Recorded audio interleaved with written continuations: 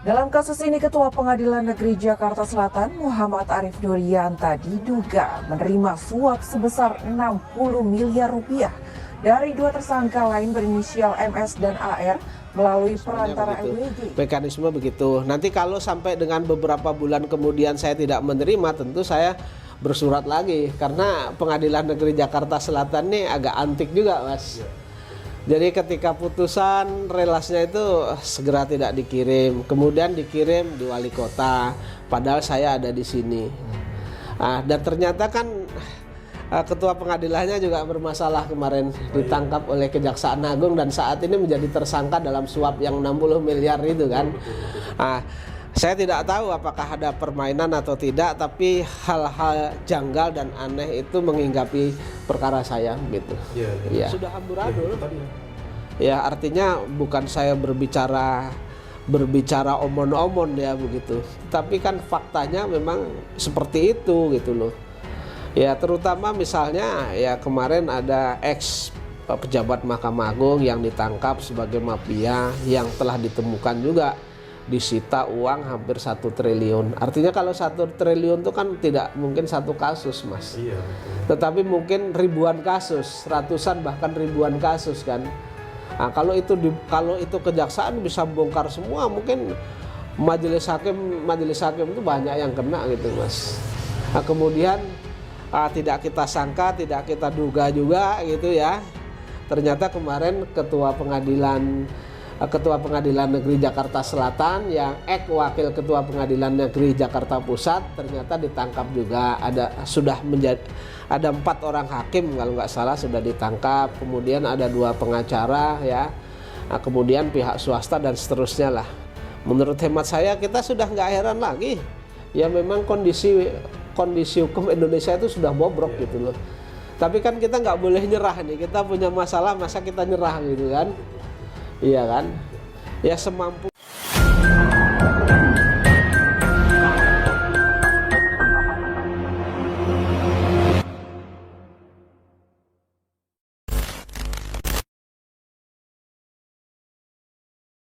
Assalamualaikum warahmatullahi wabarakatuh.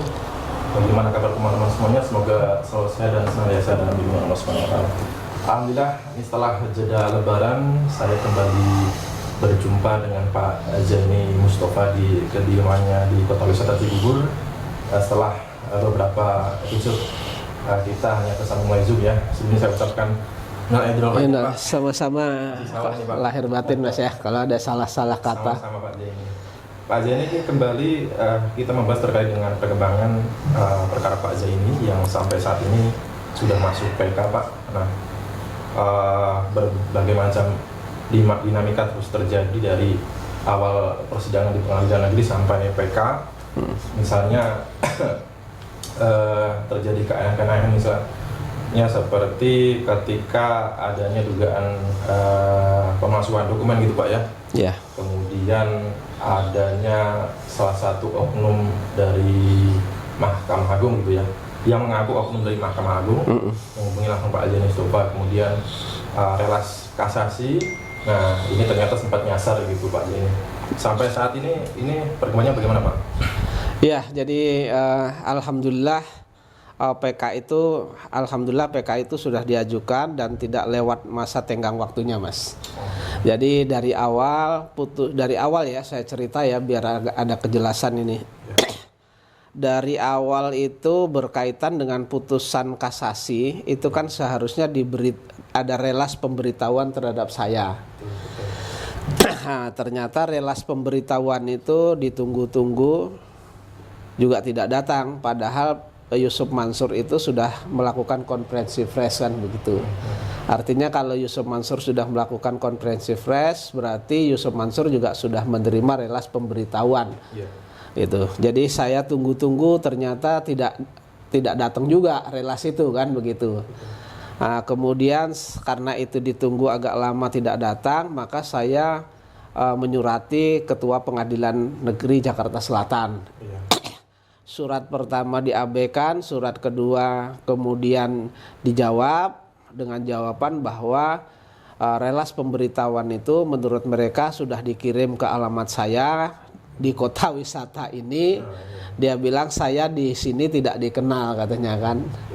Padahal ribuan surat masuk ke sini, baik itu dari kepolisian, kemudian kejaksaan, kemudian Mahkamah Agung sekalipun, dan pengadilan-pengadilan negeri lainnya selain Jakarta Selatan tuh rata-rata datang.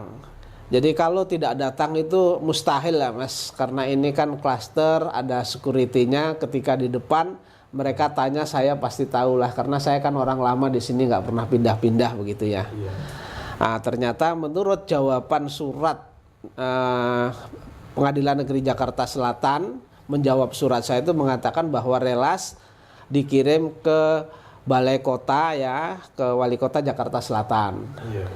Kemudian saya menyusul ke Wali Kota Jakarta Selatan dan alhamdulillah Biro Hukumnya Jakarta Selatan tuh baik sekali. Oh iya Pak, ini disampaikan ke sini, padahal kami sudah menyampaikan bahwa sebaiknya disampaikan dulu kepada yang bersangkutan. Kalau memang nanti tidak ada alamatnya atau pindah dan sebagainya, baru disampaikan kepada kami gitu. Tapi alhamdulillah di sana tidak bertele-tele, langsung saya datang, kemudian saya menyampaikan surat ya, menyampaikan surat untuk mengambil itu, kemudian saya melihatkan identitas saya dan saya lampirkan juga, kemudian langsung dikasihkan begitu Mas. Singkat ceritanya, kemudian setelah saya mendapat relas itu, kemudian saya tanggal 14 Februari 2025 itu saya mengajukan PK Mas, mengajukan permohonan PK sekaligus saya mengajukan memori PK-nya begitu. Nah, gitu.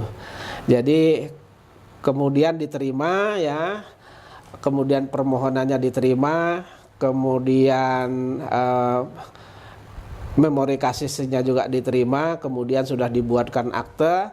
Namun di dalam PK tersebut kan saya mengajukan satu alat bukti ya, satu alat bukti, sehingga harus dilakukan sumpah begitu, sidang sumpah. Alhamdulillah tanggal April kemarin ya, jadi April tanggal 10 kemarin sudah dilakukan sumpah. Kemudian saya juga sudah menandatangani berita acara. Ini berita acaranya, walaupun ini sebenarnya saya tidak dapat, tapi untuk arsip saya kemudian saya minta, kemudian diberi Mas. Ya, jadi ini berita acaranya sudah ditandatangani pada tanggal sidang tersebut.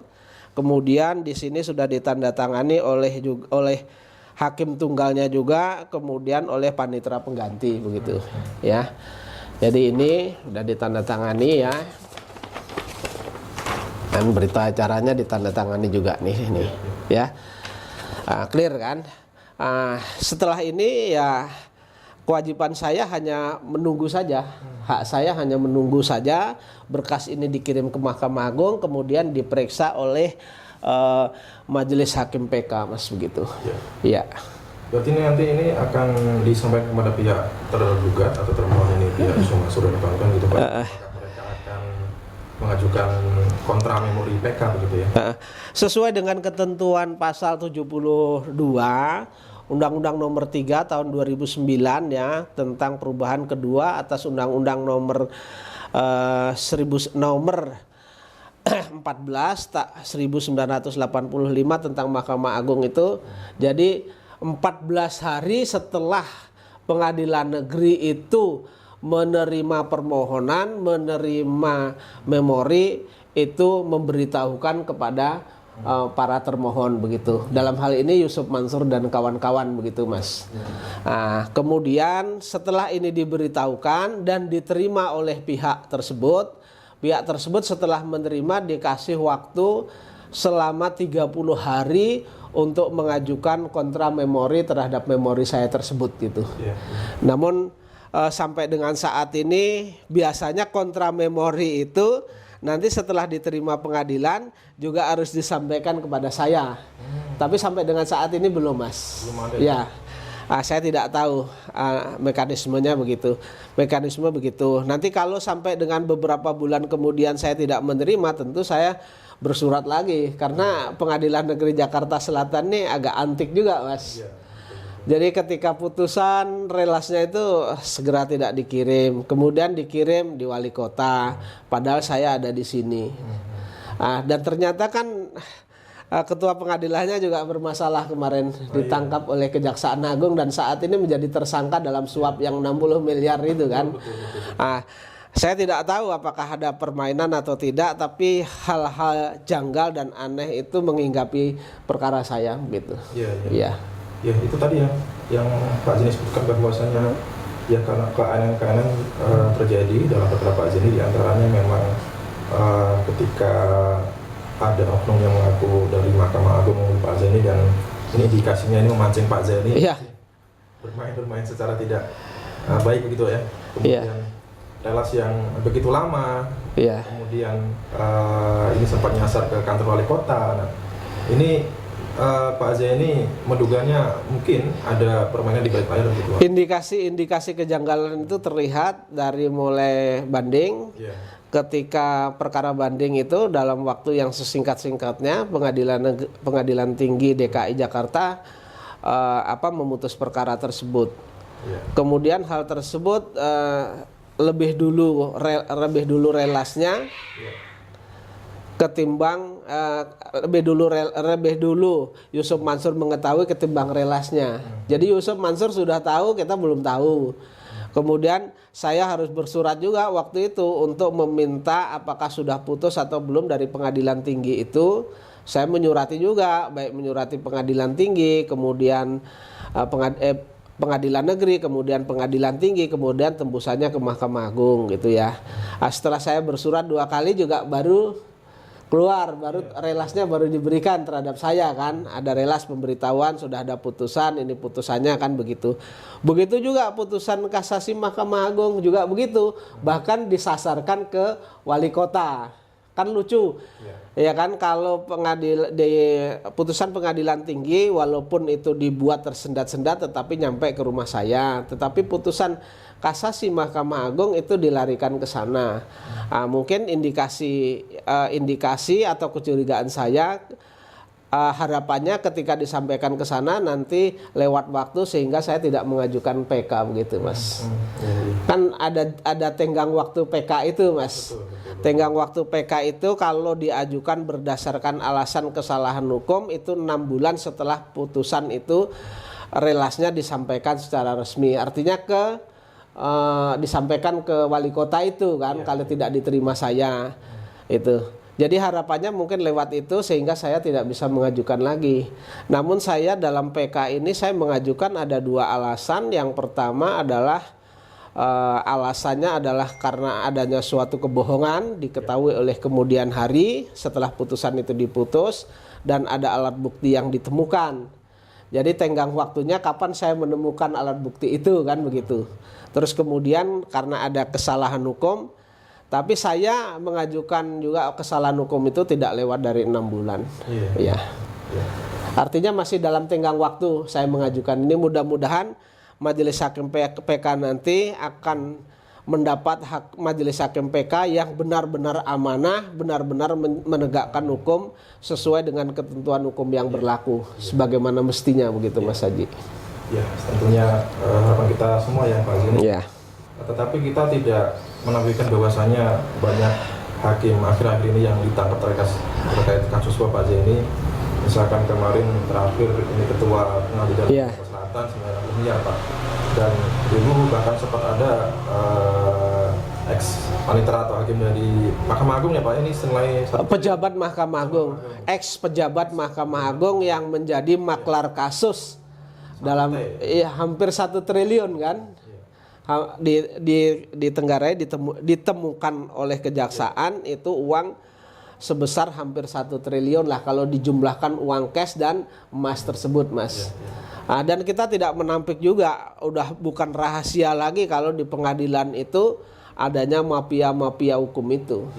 Dan saya merasakan juga, ketika saya menjadi pengacara ini kan sudah cukup lama, saya merasakan juga memang hukum di Indonesia itu carut marut.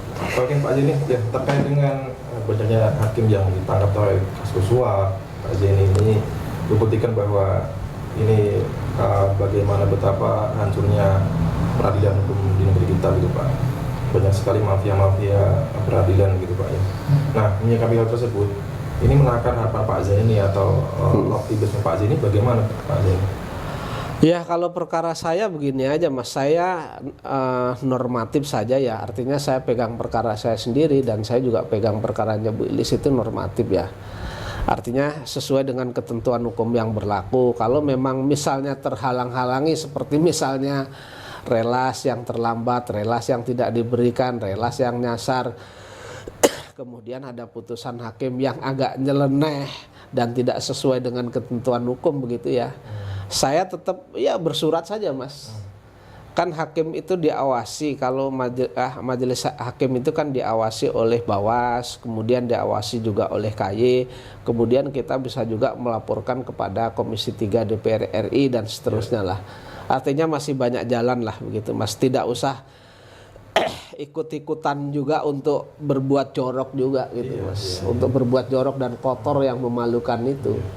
Nah kalau amburadulnya hukum di Indonesia ini ya memang sudah amburadul ya, artinya bukan saya berbicara omon-omon ya begitu, tapi kan faktanya memang seperti itu gitu loh ya. Terutama misalnya ya kemarin ada ex pejabat Mahkamah Agung yang ditangkap sebagai mafia yang telah ditemukan juga disita uang hampir 1 triliun. Artinya kalau 1 triliun itu kan tidak mungkin satu kasus Mas. Iya, betul. Tetapi mungkin ribuan kasus, ratusan bahkan ribuan kasus kan.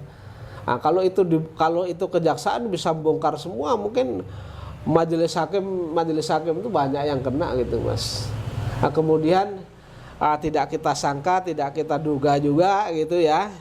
Ternyata kemarin Ketua Pengadilan Negeri Jakarta Selatan yang wakil Ketua Pengadilan Negeri Jakarta Pusat ternyata ditangkap juga. Ada 4 orang hakim kalau nggak salah sudah ditangkap, kemudian ada 2 pengacara ya, kemudian pihak swasta dan seterusnya lah. Menurut hemat saya kita sudah nggak heran lagi. Ya memang kondisi hukum Indonesia itu sudah bobrok gitu loh. Tapi kan kita nggak boleh nyerah nih. Kita punya masalah, masa kita nyerah gitu kan? Iya kan? Ya semampu